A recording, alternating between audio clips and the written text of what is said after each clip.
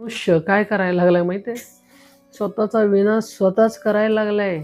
आणि आपलं कबर आहे ना, कबर स्वतःच खणायला लागलाय. कशाचा? अधर्माचा, असत्याचा.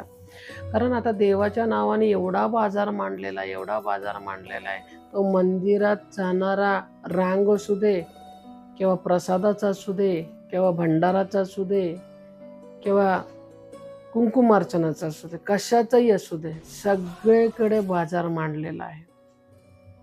अरे तुम्ही काय घेऊन जाणार आहात तुमच्या बरोबर, तुमच्या आत्म्याबरोबर, हे महत्वाचं आहे. सोनं घेऊन जाणार आहे, कपडे लत्ते, गाडी, बंगला, सुंदर बायको, अरे काही नाही, सगळं इथे सोडून जाणार आहात.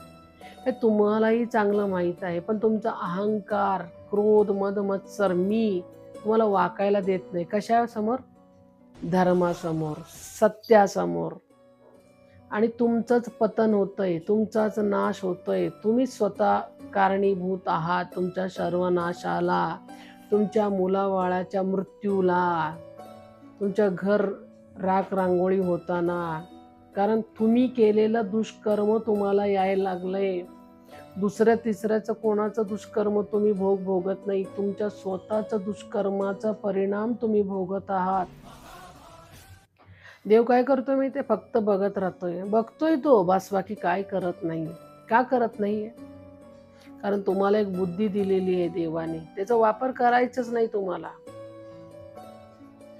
नुसतं कशात मनुष्य व्याप्त आहे माहितीये? पैसा कमवण्यात व्याप्त आहे, बायका बघण्यात व्याप्त आहे.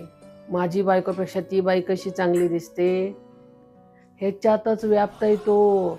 त्याला देव नको, धर्म नको, संस्कार नको, जप नको, तप नको, आराधना नको, काही नकोय त्याला. सगळ्याचं कारणीभूत स्वतः माणूस आहे. स्वतःचा नाश स्वतः मनुष्य करून घ्यायला लागला आहे.